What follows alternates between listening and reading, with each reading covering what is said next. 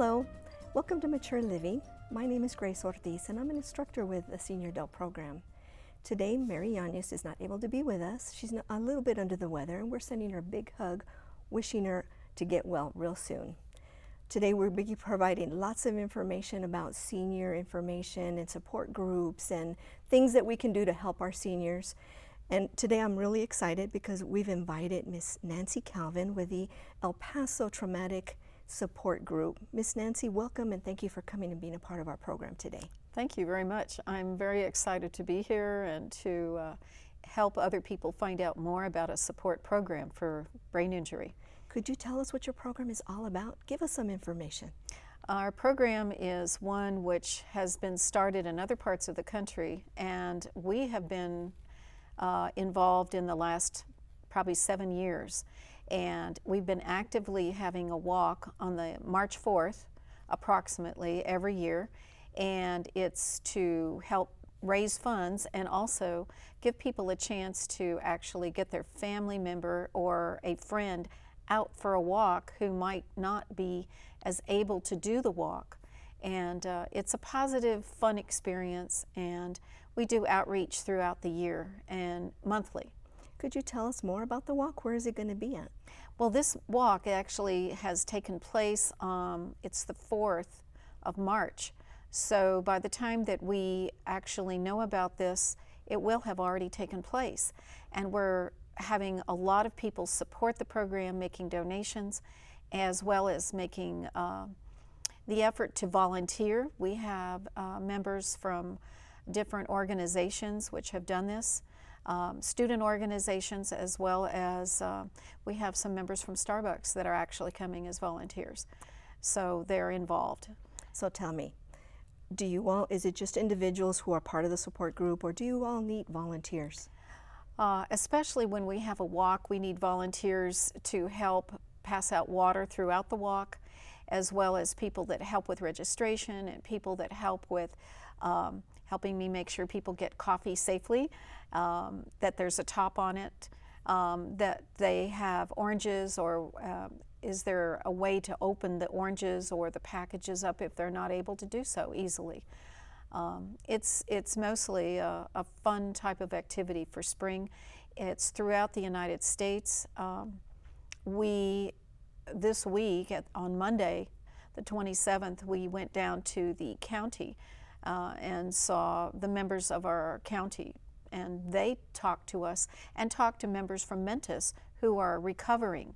And we have a resolution for the month that it's Brain Injury Awareness Month. You know, a lot of people don't understand brain injury. They think it might not be anything. There's all different types of individuals. I have met some of your members from your support group, but do you all have a mission, or do you all need volunteers other than the event that you're going to be having?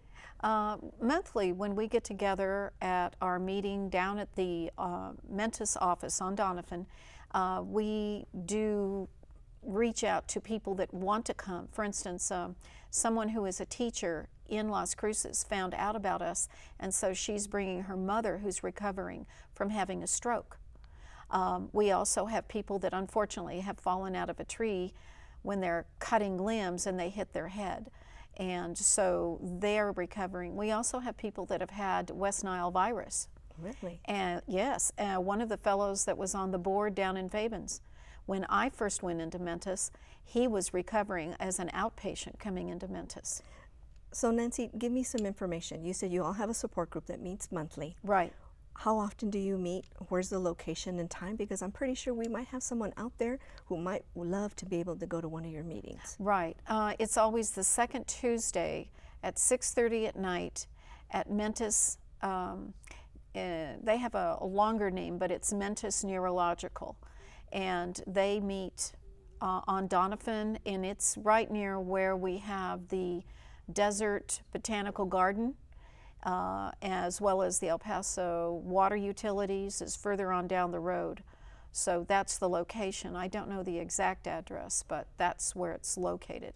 I will give my phone number, and then they can call me if they need more help. That's wonderful. And Miss Nancy, how did you become so involved with Memphis? Well, it's called, my family came to El Paso in 1900 on the trains, And I was doing math tutoring at LBJ the fall semester to 5th, 4th, and 3rd graders, and we were going to start the next week.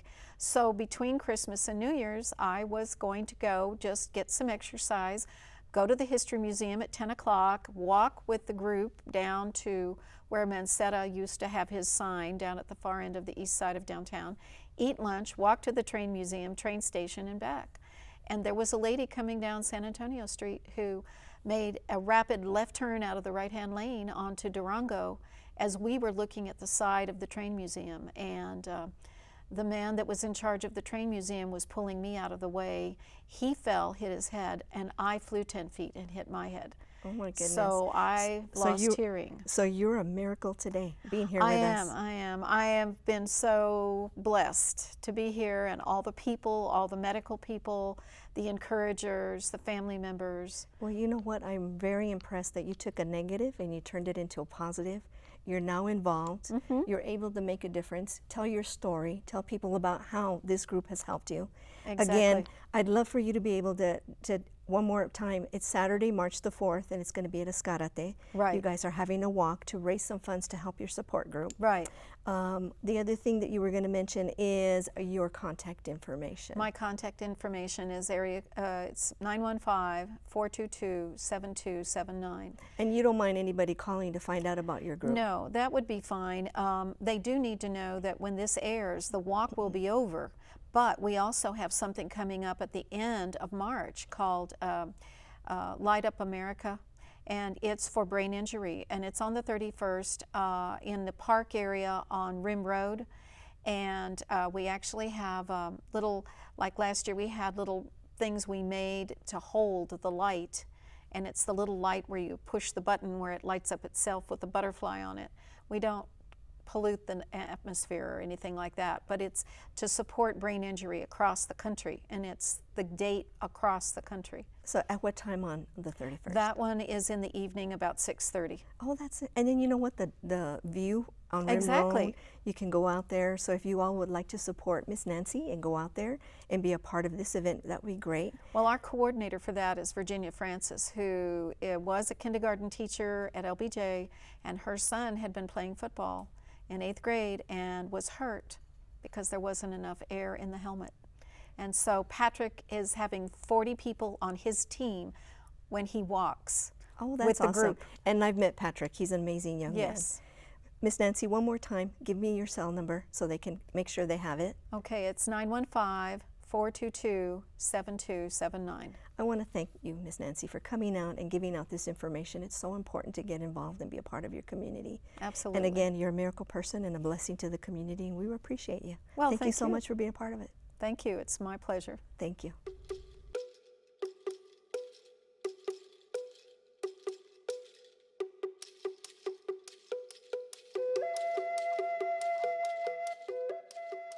Judy Vasquez thinks of herself as a jibarita flourishing in the desert. A poet and retired instructor from UTEP, she teaches creative writing for the senior adult program and will be reading from her recently published first book, Y Alegre. The coqui, a Puerto Rican tree frog. I am caramel, fingernail small. Once you hear me, you won't forget. Coqui, coqui, coqui, coqui. I am hard to catch. Not many know the origin of my song. Coqui, coqui, coqui, coqui. A midnight serenade keeps the island alive. Coqui, coqui, coqui, coqui. I belong to the old world. I hide by the river, travel on the leaf of your mind. Coqui, coqui, coqui, coqui, coqui.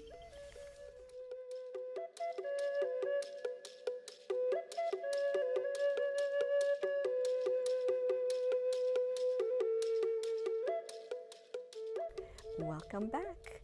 We're here today with our next speaker. His name is Slim Salas, and I'm so excited because he's going to be talking about the Ascarate Fishing Tournament that's coming up real soon.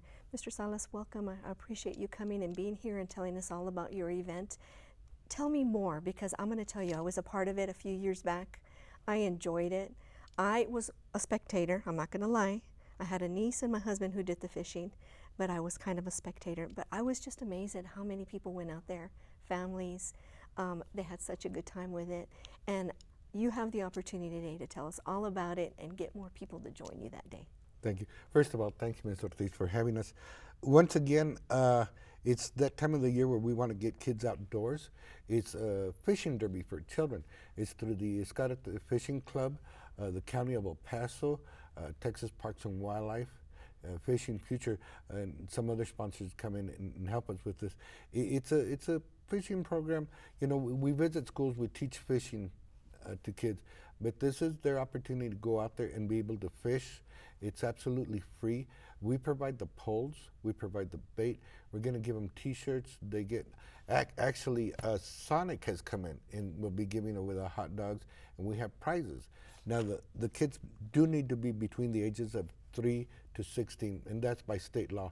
After 16 years of age, they must have fishing license. But as you experience it, and I hope you had a great time, it's a great time. I tell families that one of the things is that this is a Kodak moment, and this is a memory that the kid's going to bring up when he's 20, 30, 40 years old. I think fishing teaches patience.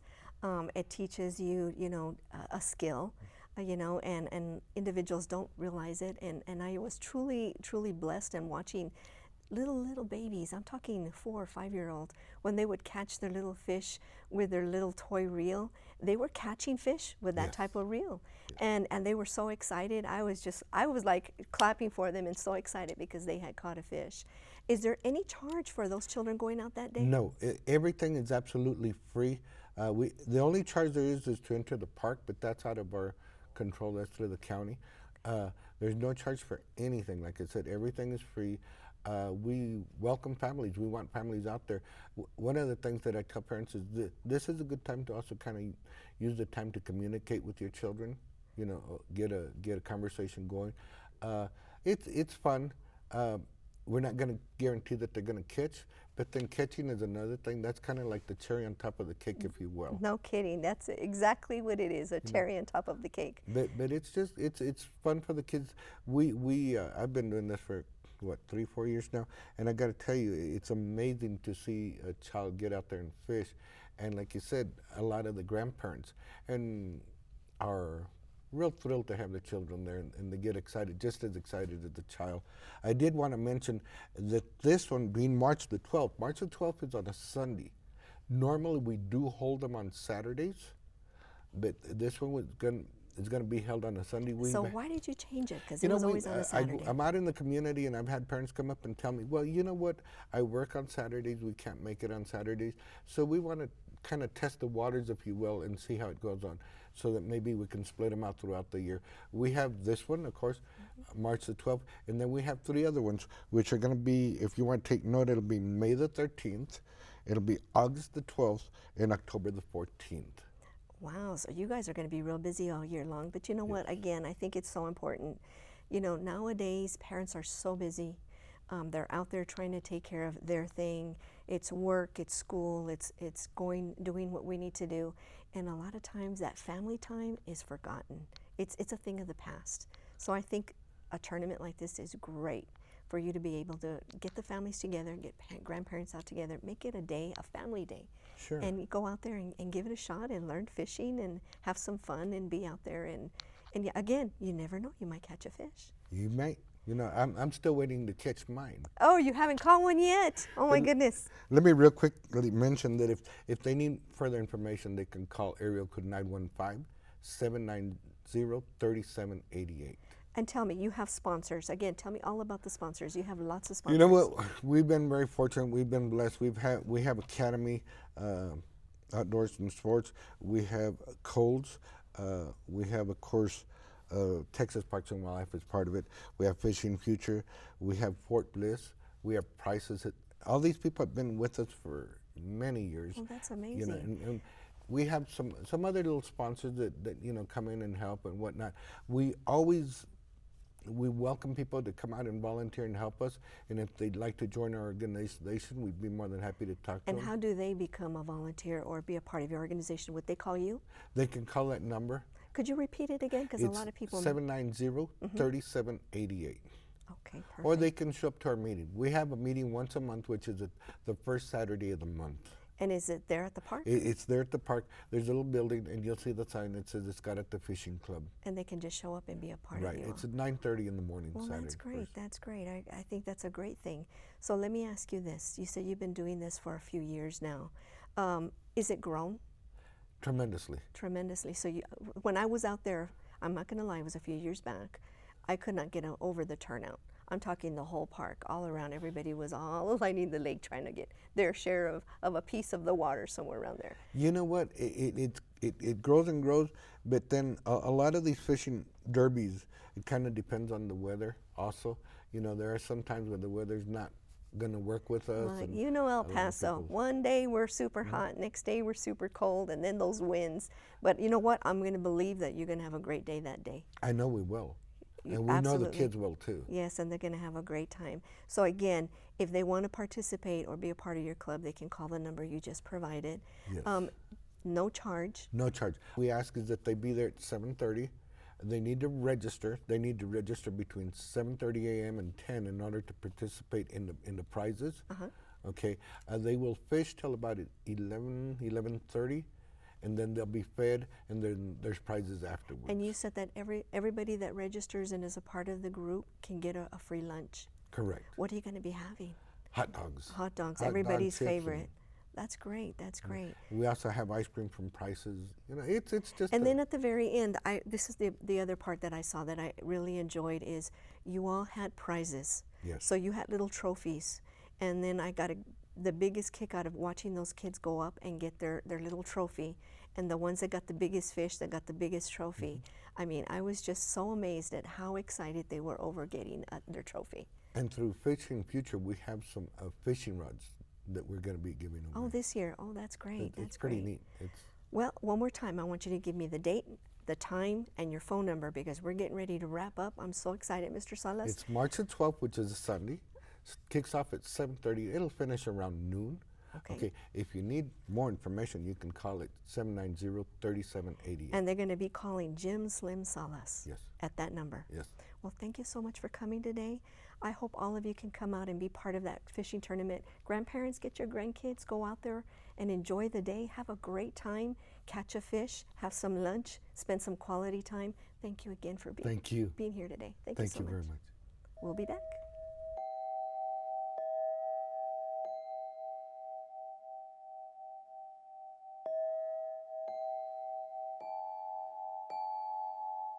James Gonzalez, a student in the Expressions of Life class, he's also a teacher at EPCC.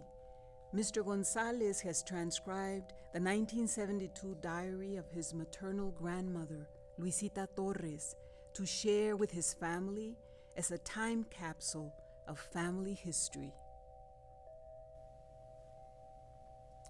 Grandma Luisita lived in the manner of her ancestors. She cooked on a wood-burning stove year-round. The stove also heated their adobe home high up in the mountains, where even summer days start off with cool mornings. Firewood was always needed. Poca leña no es bueno, she told me once, when I thought to make myself useful and stacked up a little firewood.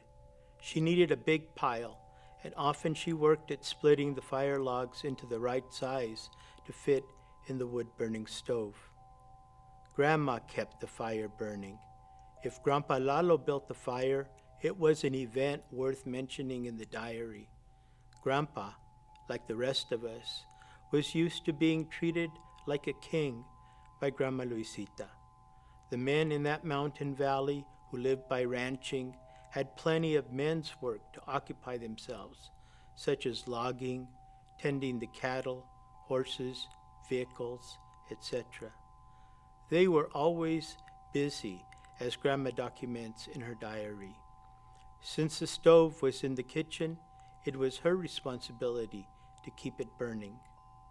Grandma's work included preparing delicious meals 3 times a day for all the menfolk, as well as the many visitors who arrived announced and unannounced. In her diary, Grandma tells about making the bread, boiling the beans, and roasting cabrito. Grandma also washed, ironed, and mended all the clothing. She was in charge of the house and kept it clean and organized. She tells about washing the kitchen floor and repairing the cabinets. All these labors were accomplished with joy.